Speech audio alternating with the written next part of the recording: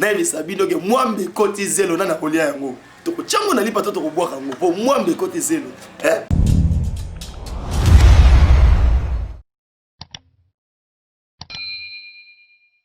na minute ndenge sabo eza roinda na ndenge akini bomona ki bino mona bilili et qui to saki descente na pas du peuple bon ek bongo Benjamin mwana suka peuple congolais to temi na balabala to lobige non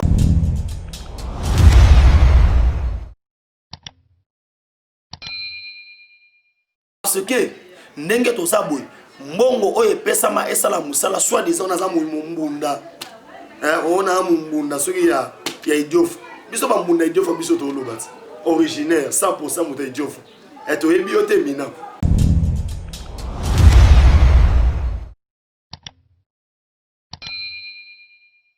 ya so gena 4e ri moyo zongezate ba bengi so na ba parquet no so to so bengi so no parquet ya matete kuna osa blague te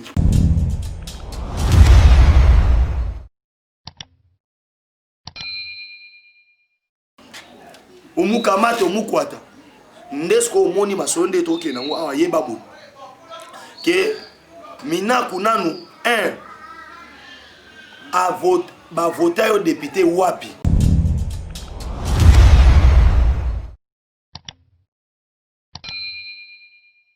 mbote na bino bandeko balandia Jésus Miracle Télévision bongo eza bongo mosala na bino Benjamin mwana suka actualité et vraiment na sepelimi parce que tokotenga na chaîne na biso tolinga mingi Jésus Miracle Télévision je m'en vais mbala moko saluer le boss l'ingénieur Adolphe Ngando et na pesi famille Ngando Mbote nesika bazali et na bossete maman BBC mbote na ya mwana mama tolobi boy lelo to beta masolo ya bayimboka to biki no mboka mikolo milinga milingi koti na yebisa bino ke mwambe koti zelo na kolia yango toko chango na lipa to kobwaka yango po mwambe koti zelo na minute ndenge sabo eza roinda na ndenge akini bomona ki bino mona bilili et qui to saki descente na pas du peuple bon ek bongo Benjamin mwana suka peuple congolais to temi na balabala to lobige non pona makambo ya loi oyo mina ko sakata yo na bakombo ya bato mina ko sakata komo de yo sonné d'aba mina ko sakata sakata des choses on ba satana des choses na suka mina ko sakata kombo mo boy déjà et pesa da méchant et to luka to yeba pourquoi baba ne ko initier loi wana et pourquoi loi wana et conséquences nango ezanini d'abord très chers internautes na webisa bino Minaku c'est un voleur.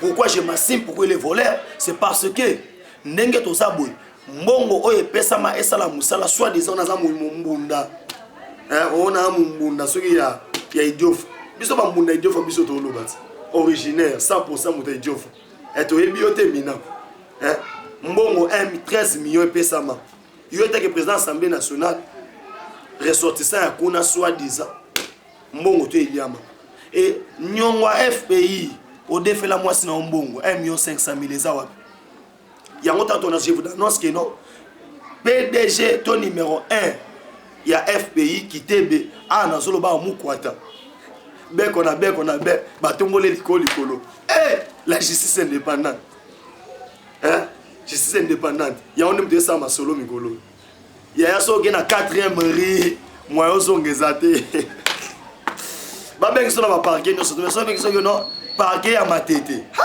kuna osa blague te umukamate umukwata ndesko omoni masonde toke nango awa yeba bo ke minaku nanu a vote ba voter au député wapi oza député moko nommé parce que na niveau ya CENI bazo reconnaître jamais au député moko opposé na circonscription nini na ndenge mo boye ya katimini na ndenge mo moyibi to timbe da masona bino voilà pourquoi je m'en vais à Robi Sabino bana tout ya poto bande ko balandia Jésus Miracle Télévision que awa ndebo kozwa bilengi to telemeli Minaku na sakata tina suka peuple congolais yembi peuple congolais yembi nzembo peuple congolais ngamo na lobango ozate mais peuple congolais yembi pona lobageno salabwe la police même morale na peuple aïe baraboyindi même moral na peuple pour le hôtel Sabino qui batelemeli loi wana tina suka la loi lingi comme ça que non justice c'est comme na poche FCC justice comme na poche FCC na ndeni ya au la population congolaise batelemaki pour remettre fin na mamutali loi wana et tant que Sabino awa l'FC ça zo continuer kaka et peuple congolais lembi pété alobi c'est lundi ba on a parlé du peuple. Je vous annonce déjà en exclusivité on a Jésus Miracle Télévision que le lundi vous allez sous brancher na Jésus Miracle Télévision parce que mambo inako ya nguvu angari ya patuka bango na pour tout trésor kulukuta papa là Joël qui moi qui na renaissance mambo za kuina on a episode que non bolanda bilenyo na Jésus Miracle Télévision bolinga botu na mwana suko bolingo ba sunini na bisa bino ezali ke to telemeli lo wana tina suka peuple congolais parce que justice et ba da osam sana na oyi ba le la haute o ba visiter sur na bandako na visiter na ndako ngo ikasanje palpitani mo beso ba visiter ngo ikasanje to ebite so pas banani mais so ba visiter za pe mabete ezambongo mboka o liaki FCC basali kabal na bango bakoti na banini o distribution ba machette bamso bakangaki bango to mona bilili bakanga bango ba machette pour basa mabe peuple congolais azana droit ya telemela batu nyoso to oyo ba telemela justice boka bula machette ani to yona ba bugumesa ba commune mususu na ba machette boka bulela ba machette na yoso kabola oyo sasa nani to banta bana bino biso bana ba ngombe na bino to bana oyo asasa message nani to bana basité o bozo luka et si boyebi que sur le plan politique bo échouer bokomi ko luka guerre civile biso tozo prêcher la non violence peuple la côte na balabala sans libanga sans été ayembi non na bato o baza pour ça hôtel mais la justice non la justice aussi dépend de ministère ministre de justice to lingi justice à libre c'est ça yo ke no ga machette ani o ga machette ani d'ailleurs so apandi ndabo na yo ezambongo po yiba ezambongo yo yiba bozo palpite bwendenge peuple congolais telemika buto ga hote shadari shadari nini shadari nini comment on a rendu nos shadari il a ça déjà tala shadari oh nemi olubani nemi nenda mito yo olubani nemi yebisana olubani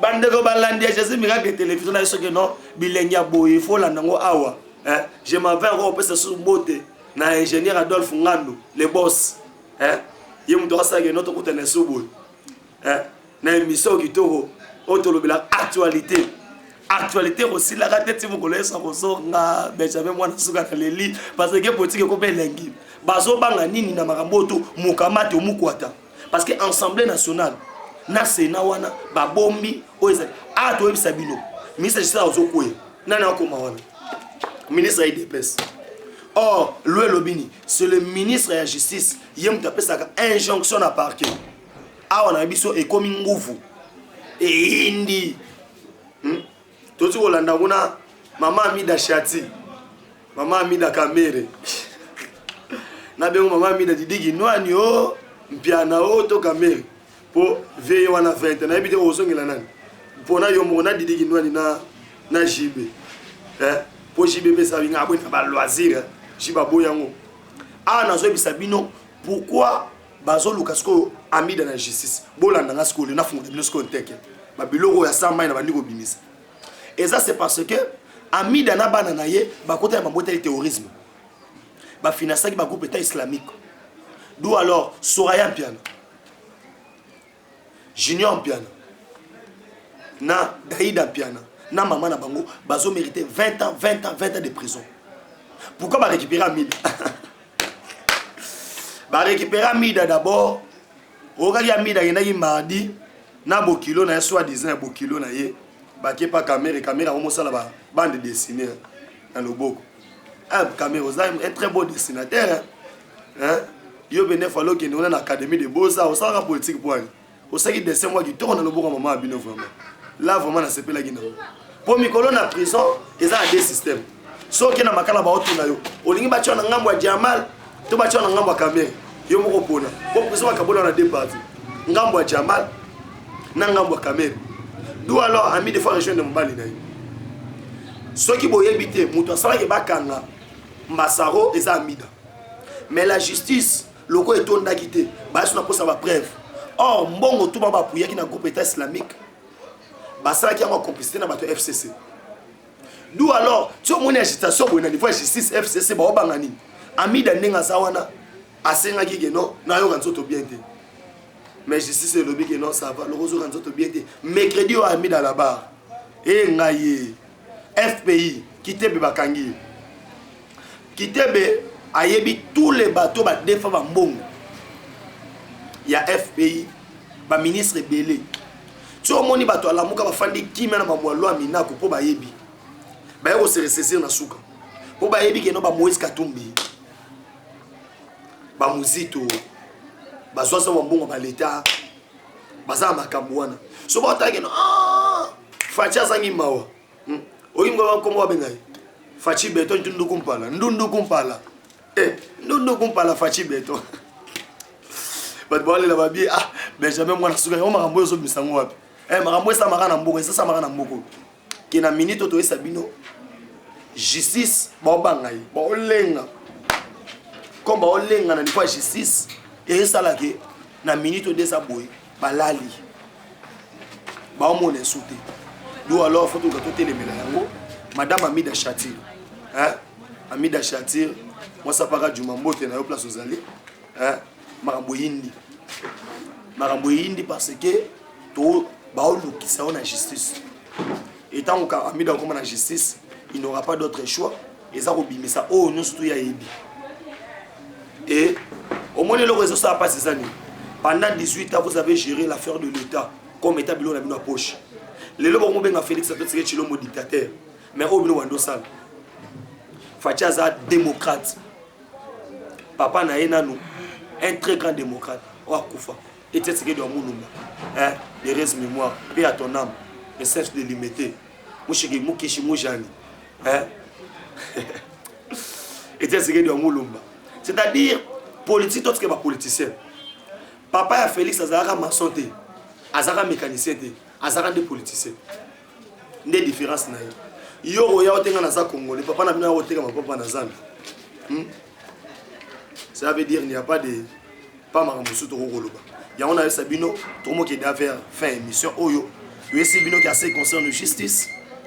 Oben minako na batu na ba okangama parce que loi tout le monde est déjà attaché na ba régularité belé. A to lobawa cour de cassation sur des documents surtout ministre Mukamate et Amida Azolela Kitebe bakangi et justice a continué sa musana ye bino no surtout bande ko balandia Jésus miracle télévision na ko senga na bino bo s'abonner massivement na chaîne oyo s'abonner bena massivement et que tout le monde a pensé que non to développer quoi au betika Jésus miracle télévision au monde ma sauté au bimawana na pesi mbote na ingénieur Adolphe Ngando na mama BBC na pesi famille Ngando Mambote et na pesi lisusu mbote na batu ba soutenir na France na Belgique na Angleterre na États-Unis pour ça on entend ba kombo boleke belé na pesi mbote na famille ko sa mobima en particulier na pesi to bengi Billy ko sa mbote na pesi Joëla ko sa mbote na pesi bana nyosto vous la bozola ngai et tolobi boy à ce qui concerne makambo ndenge zo ki na mboka boza la brancher scotché na Jésus miracle télévision parce que l'actualité a évolué du jour au jour pour ado c'est la sco premier ministre aloba bêtise nanga na bossa premier ministre na biso ilunga luka boza incapable na âge na yo za inapte o âge za ona nena Kinshasa so mutu tuni ilunga luka mesu na ba otno wana nyo wana kombo ya télévision sikebimi pour ba ebiote nesi COVID-19 ba premier ministre ba mboka msuba tamboli mais yo vi otambola ndenge ceux qui lunga lukamba lo bien démissionner on s'en fout démissionner na yo Nandenge ya bakini kutu yo ilunga luka opesa biso le côté. Premier ministre moi incapable, incompétent. Ilunga luka maso démissionner ça. Non événement parce que quand vous démissionnez automatiquement le président de la République va nommer un informateur pour défendre pour identifier une nouvelle majorité. C'est sans impact. Bande ko balandi bala ba sabino ba ko sabino te eza sans impact. Ilunga lukamba a démissionné. A démissionné te on s'en fout. Démissionner na yo et ça ngolo ngomoko te. Nyo surtout à te comprendre que ça ba stratégie na bino pour besoin mboka simo. Mais toi sabino que non Fachina 2023 to voter massivement parce que to lo ba awa bo chaki o ba so de moto bani so de moto chitok OK na ya mandele et ça musala misa esili kutu tokie kuna na oya royal kuna na sosimat boulou ça ma chitok oye awa na niveau ya des bonhommes musala ça ma kitoko Jamal ana boloko kuna même koto misala zo beta makito c'est-à-dire eloko lobela so ezate to yisi bino ke no boza scotcher na Jésus miracle la télévision na pesi bino mbote lisusu pe na lobi ke la suite na mikolo ezali koya na bosanité so bomona ngai boy et ça c'est parce que le beau retraité azali muta fima Yesu ye moko Emmanuel du ciel azaki na sima bongo na caméra na pesi mbote et na pesi mbote susu na bosanité susu bililo kosa ya mbote yango wana taka mobale mwindo